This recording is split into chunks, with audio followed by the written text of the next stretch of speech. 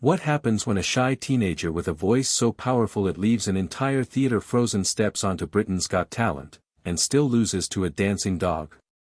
It sounds impossible, but that's exactly what happened to Jonathan Antoine. Most people remember the viral audition that stunned millions. Far fewer know what came after. Behind the standing ovations was a life shaped by bullying, heartbreak, depression, and a journey of self-discovery that took years to unfold. By the end of this story, you'll see why coming second was never the biggest challenge Jonathan had to overcome. It was March 24, 2012. 17-year-old Jonathan Antoine walked onto the Britain's Got Talent stage beside his singing partner, 16-year-old Charlotte Giaconelli. Together they were simply known as Jonathan and Charlotte. Before they even sang a note, the judges looked doubtful. Jonathan was nervous, overweight, and dressed like any ordinary teenager. Simon Cowell couldn't hide his skepticism and made a comment suggesting things were about to get even worse. For Jonathan, who had spent years being judged by his appearance, it felt painfully familiar. But then everything changed in an instant. The first notes of "The Prayer" echoed through the theater, and the entire room fell silent. Simon's expression completely changed.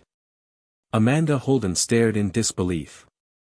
The audience erupted with applause before the song had even reached its first chorus. Jonathan's tenor voice carried a level of emotion and control that nobody expected from someone his age. By the time the performance ended, the judges were on their feet. Simon compared him to Luciano Pavarotti, one of the greatest tenors in history. Moments earlier he had doubted Jonathan.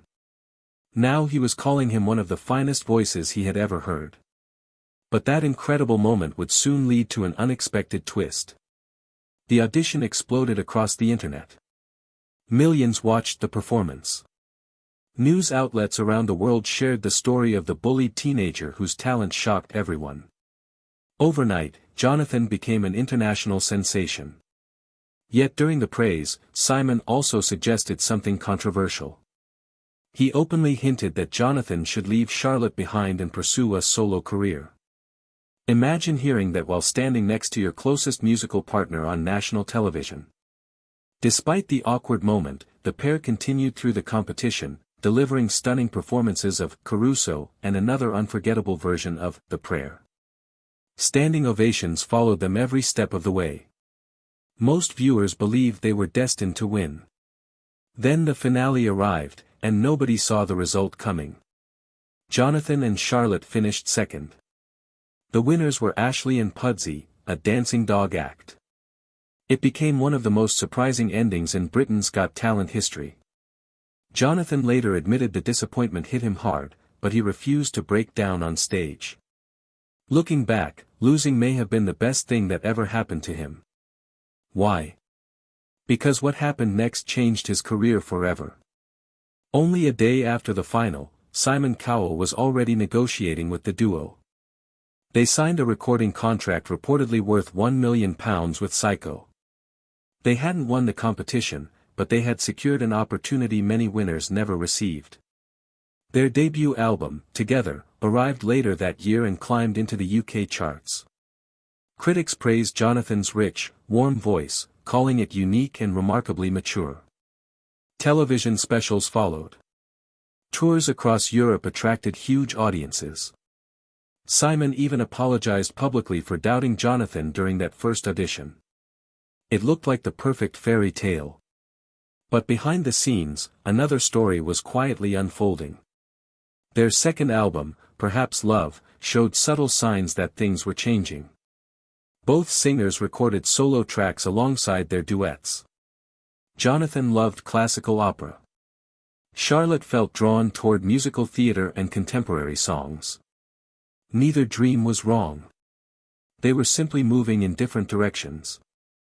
For two teenagers suddenly thrown into worldwide fame, balancing those ambitions became increasingly difficult.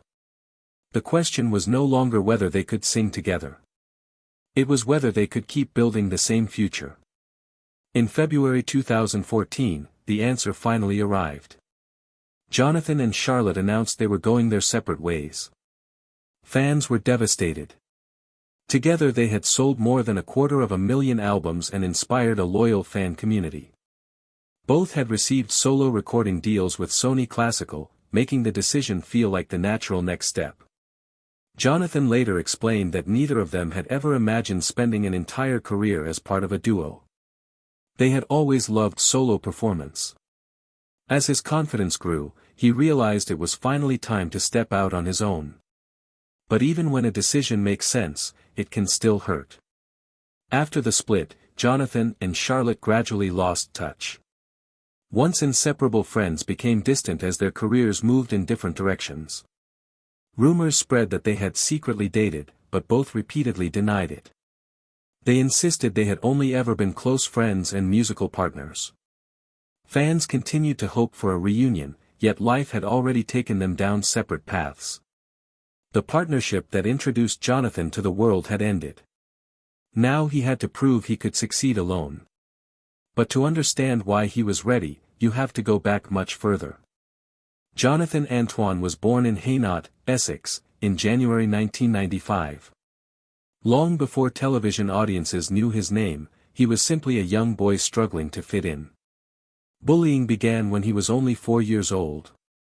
He was mocked because of his weight, his appearance, and the way he carried himself. The cruelty became a constant part of his childhood. Food became a source of comfort. Music became a place where he finally felt safe. Those two habits would shape much of his life. Then someone noticed what everyone else had overlooked.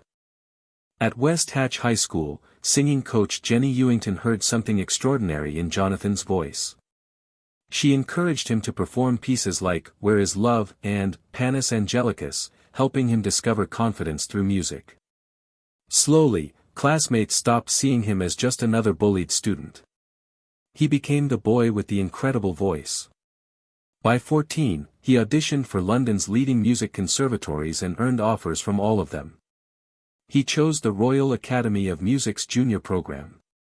Soon after, he achieved an astonishing score of 98 out of 100 at the Stratford and East London Music Festival, the highest mark in the festival's history. The same boy who had once hidden from attention was now earning it for all the right reasons. But the toughest tests were still waiting. Jonathan's solo career began in 2014 with the album Tenore. The pressure was enormous. Many wondered if audiences would embrace him without Charlotte beside him. They did. The album reached #1 on the Classical Artist Albums chart, making Jonathan the youngest tenor ever to achieve that milestone. It also entered the UK pop charts, proving his appeal reached far beyond opera fans. Soon he was performing alongside legendary tenor Placido Domingo, touring internationally, and appearing at major charity events in America. The teenager once doubted on live television had become one of the brightest young voices in classical music. Yet success doesn't erase old wounds. For years Jonathan quietly battled depression. The bullying he experienced as a child left emotional scars that fame couldn't magically heal. Around the time of his Britain's Got Talent breakthrough, he was diagnosed with acute depression. At one point his mental health forced him to cancel an important performance at the Royal Albert Hall. He also spoke openly about a deeply difficult relationship during his late teens, describing how it added even more emotional strain during an already challenging period. Through everything, his parents and older sister remained his strongest support system. Instead of hiding his struggles, Jonathan chose to speak openly about mental health, hoping his experiences could help others feel less alone. But another revelation would eventually help him understand his own life in a completely different way. In 2022, shortly after turning 27, Jonathan received an autism spectrum diagnosis. 2 years later he shared the news publicly. Suddenly, many pieces of his life seemed to fit together. The social difficulties, the intense focus on music, the feeling of being different for so many years all made more sense. Rather than seeing the diagnosis as a limitation, Jonathan described it as a chance to understand himself more clearly.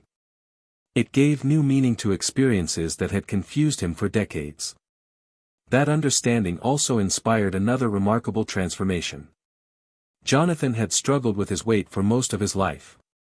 Comfort eating had become deeply connected to the pain he experienced growing up. Around 2018 and 2019, while also managing a thyroid condition, he committed to changing his lifestyle. His approach wasn't based on quick fixes. Instead, he focused on consistency. Walking 10,000 steps every single day became part of his routine. He changed his relationship with food and gradually lost more than 70 pounds, with some reports suggesting the total was even higher. The transformation amazed fans, but Jonathan always emphasized that it wasn't about appearance. It was about feeling healthy, stronger, and more in control of his life for the first time in years. And the changes didn't stop there. Today, Jonathan continues recording music and performing for audiences around the world. His recent releases blend classical training with modern songs, showing just how much he has grown as an artist. He remains passionate about raising awareness for mental health, autism acceptance, and anti-bullying campaigns. Charlotte followed her own path into musical theater, and although the two rarely speak now, both have built successful careers on their own terms. Jonathan's life has never followed the path people expected, but perhaps that's exactly what makes his story so powerful. Looking back, it's easy to focus on the viral audition or the shocking result that saw him lose to a dancing dog. But those moments were only the beginning. The real story is about resilience. It's about a little boy who was bullied before he even understood why. A teenager who stepped onto a stage despite years of insecurity. An artist who rebuilt his life after heartbreak, depression, and uncertainty. A man who finally discovered the answers he had been searching for through an autism diagnosis and a commitment to becoming healthier, both physically and mentally. Every setback became another reason to keep moving forward. Every challenge made his voice even stronger. And that's why Jonathan Antoine's journey isn't really about coming second on a television show. It's about proving that the greatest victories often happen long after the cameras stop rolling.